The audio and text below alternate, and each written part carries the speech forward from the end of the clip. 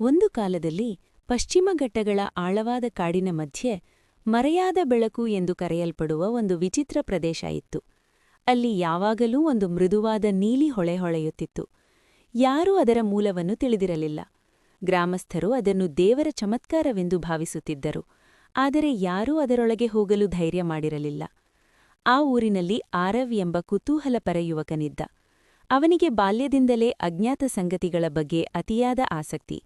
ಒಂದು ದಿನ ಅವನು ಆ ಕಾಡಿನ ರಹಸ್ಯವನ್ನು ತಿಳಿಯಬೇಕೆಂದು ನಿರ್ಧರಿಸಿದ.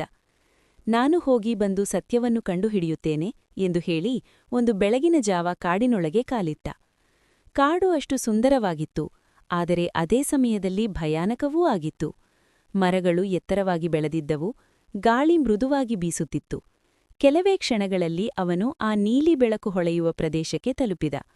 ಅಲ್ಲಿ ಮಣ್ಣಿನ ಮೇಲೆ ವಿಚಿತ್ರ ಚಿಹ್ನೆಗಳು ಕಾಣುತ್ತಿತ್ತು.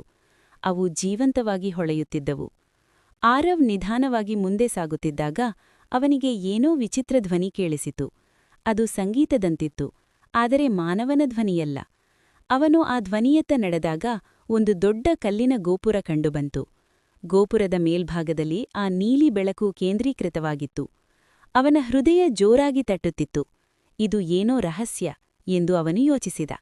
ಧೈರ್ಯವನ್ನು ಕೂಡಿಸಿ ಅವನು ಗೋಪುರದೊಳಗೆ ಪ್ರವೇಶಿಸಿದ. ಒಳಗೆ ಪ್ರವೇಶಿಸಿದಾಗ ಅವನು ಅಚ್ಚರಿಪಟ್ಟ. ಅಲ್ಲಿ ಒಂದು ಹಳೆಯ ಯಂತ್ರ ಇದ್ದಿತು. ಅದು ಒಂದು ಜೀವಂತ ಜೀವಿಯಂತೆ ಹೊಳೆಯುತ್ತಿತ್ತು. ಅಕಸ್ಮಾತ್ ಒಂದು ಮೃದುವಾದ ಧ್ವನಿ ಕೇಳಿಸಿತು. ನೀನು ಯಾರು? ಆರವ್ ಬೆಚ್ಚಿಬಿದ್ದು, ನಾನು ಆರವ್, ಈ ಸ್ಥಳದ ರಹಸ್ಯವನ್ನು ತಿಳಿಯಲು ಬಂದಿದ್ದೇನೆ ಎಂದು ಉತ್ತರಿಸಿದ. ಆ ಧ್ವನಿ ಮರುಕಳಿಸಿತು. ನಾನು ಈ ಕಾಡಿನ ರಕ್ಷಕ. 1000 ವರ್ಷಗಳಿಂದ ನಾನಿಲ್ಲಿ ಜೀವಿಸುತ್ತಿದ್ದೇನೆ. ಈ ಯಂತ್ರವೇ ಈ ಬೆಳಕಿನ ಮೂಲ. ಆರವ್ ಆಶ್ಚರ್ಯದಿಂದ ಕೇಳಿದ, ಇದು ಯಂತ್ರವೇ? ಆದರೆ ಇದು ಜೀವಂತವಾಗಿರುವಂತೆ ಕಾಣುತ್ತಿದೆ. ಹೌದು ಎಂದ ಧ್ವನಿ.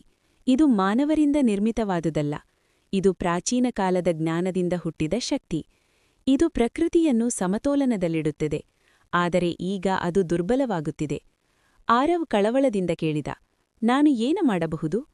ಧ್ವನಿ ಸ್ವಲ್ಪ ಕ್ಷಣ ಮೌನವಾಗಿತ್ತು. ನಂತರ ಅದು ಹೇಳಿತು, ನೀನು ನಿನ್ನ ಹೃದಯದ ಶುದ್ಧತೆಯನ್ನು ತೋರಿಸಬೇಕು. ಯಂತ್ರದ ಹೃದಯಕ್ಕೆ ನಿನ್ನ ನಂಬಿಕೆಯನ್ನು ನೀಡು. ಆರವ್ ಅರ್ಥಮಾಡಿಕೊಳ್ಳಲಾರದೇ ಇದ್ದರೂ ಅವನು ಕಣ್ಣು ಮುಚ್ಚಿ ತನ್ನ ಮನಸ್ಸನ್ನು ಶಾಂತಗೊಳಿಸಿದ. ಅವನು ತನ್ನ ಪ್ರೀತಿಯ ನೆನಪುಗಳನ್ನು, ತನ್ನ ಊರಿನ ಜನರನ್ನು, ಪ್ರಕೃತಿಯ ಸೌಂದರ್ಯವನ್ನು ಮನದಲ್ಲಿ ಮೂಡಿಸಿಕೊಂಡ. ಅವನ ಕೈಗಳನ್ನು ಯಂತ್ರದ ಮೇಲೆ ಇಟ್ಟನು. ಅಕಸ್ಮಾತ್ ಆ ನೀಲಿ ಬೆಳಕು ಹೆಚ್ಚು ಪ್ರಭಾವಶಾಲಿಯಾಗಿ ಹೊಳೆಯಿತು. ಗೋಪುರದೊಳಗೆ ಬೆಳಕು ಹರಡಿತು. ಆರವ್ ತನ್ನೊಳಗೆ ಒಂದು ವಿಚಿತ್ರ ಶಕ್ತಿ ಹರಿಯುತ್ತಿರುವುದನ್ನು ಅನುಭವಿಸಿದ. ಕೆಲವೇ ಕ್ಷಣಗಳಲ್ಲಿ ಯಂತ್ರ ಪುನಃ ಜೀವಂತಗೊಂಡಿತು. ಧ್ವನಿ ಸಂತೋಷದಿಂದ ಹೇಳಿತು, ನೀನು ಯಶಸ್ವಿಯಾಗಿದ್ದೀಯಾ. ನಿನ್ನ ಶುದ್ಧ ಮನಸ್ಸು ಈ ಶಕ್ತಿಯನ್ನು ಪುನಃ ಜೀವಂತಗೊಳಿಸಿದೆ. ಆರವ್ ಕಣ್ಣು ತೆರೆದಾಗ ಆ ಧ್ವನಿ ನಿಧಾನವಾಗಿ ಮಾಯವಾಯಿತು. ನೀನು ಈಗ ಈ ರಹಸ್ಯದ ಭಾಗವಾಗಿದ್ದೀಯಾ. ಇದನ್ನು ಕಾಪಾಡುವುದು ನಿನ್ನ ಕರ್ತವ್ಯ. ಆರವ್ ಊರಿಗೆ ಹಿಂತಿರುಗಿದ. ಆದರೆ ಅವನು ಈ ಸಂಗತಿಯನ್ನು ಯಾರಿಗೂ ಹೇಳಲಿಲ್ಲ. ಆದರೆ ಅವನ ಜೀವನ ಬದಲಾಗಿತ್ತು. ಅವನು ಪ್ರಕೃತಿಯನ್ನು ಹೆಚ್ಚು ಗೌರವಿಸಲು ಆರಂಭಿಸಿದ. ಆ ಕಾಡು ಮತ್ತೆ ಶಾಂತವಾಗಿತ್ತು. ಆದರೆ ಈಗ ಅದು ಕೇವಲ ಕಾಡಾಗಿರಲಿಲ್ಲ. ಅದು ಒಂದು ಜೀವಂತ ರಹಸ್ಯ, ಒಂದು ಅದ್ಭುತ ಸಂಗತಿ. ಮತ್ತು ಆ ರಹಸ್ಯದ ಕಾವಲುಗಾರನಾಗಿ ಆರವ್ ಬದುಕುತ್ತಿದ್ದ.